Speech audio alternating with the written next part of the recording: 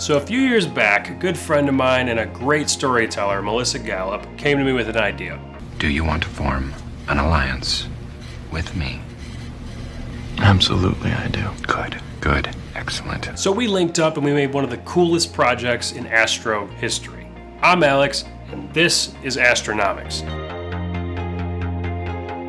So Melissa wanted to do a commercial spec that was right up our alley. She started coming up with this concept for a commercial about Lego. We finally landed on the idea of imagination. We were trying to relate a child's limitless imagination to the endless possibilities of things you can create with Lego. And we had narrowed it down to two options. We do some crazy green screen stuff and hope everything just falls into place. Or we just say f it and book a flight somewhere that looks like another planet. I knew a guy, so I made a call. Yo, Excited. you want to do a project where we look like we're on another planet? You also get to be a space guy. Oh, hell yeah. Our tour guide of Mars was none other than professional spaceman and adventurer Ben Walls, another great friend of mine, who knew everything about this crazy new interplanetary landscape. Plus, he lives on Mars. Isn't that pretty cool? So, Ben, where do we go for the coolest, sickest, dopest, most amazing landscapes on Mars? And he says, we got to take a trip to Tuba City. There was not a single tuba in sight at all. I was super disappointed. And, well, we used Tuba City as a checkpoint. Actually, what we did is we got super lost, but we ended up in the perfect location. It's another planet. Yo, that's another planet, dude. Now, this place was incredible. Massive depth, crazy colors in the landscape.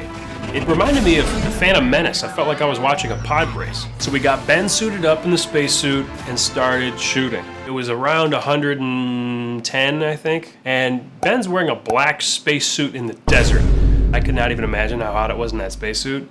So Ben, thanks for being a trooper. All right, so let me back up because I didn't explain this very well.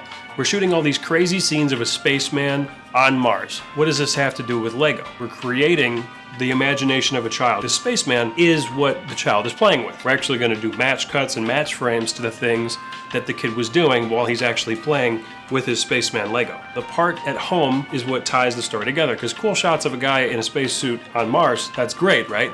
But if you don't have any context, you don't win any awards. Now, all this truly came together like most projects do in post-production. I gotta be honest, most of the effects really weren't that difficult, but in order to make it believable, you really had to make sure that they were right on. Now that we have the look that we need to have a soundtrack and sound effects that bring the whole thing together. It needs to have the perfect feel, which is a lot harder than it sounds, especially when you're looking for royalty-free music. And finding one that works perfectly, I still had to even go into a music program and recreate a small section of it to use during the child's part. Good sound design and good audio choices can really make or break a piece. And in the case of this project, I'd say it made a huge difference. Once we finished the project, we gave it back to Melissa. She loved it and decided to send it to the American Advertising Awards, where we may or may not have done a decent job. We won gold and best in show. Thank you, big giant crowd of people. Thank you. So have you seen the final video yet? You probably have, it's been a couple of years, but if you haven't, if this is YouTube, the link will be down below or up in one of those corners. Let us know what you think in the comments below.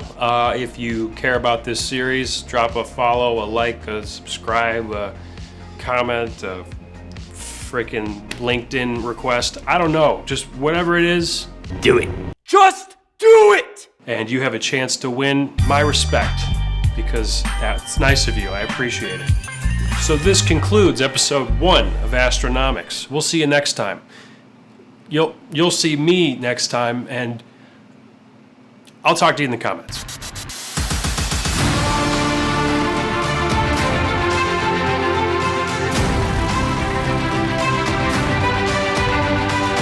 So basically, we're the shit.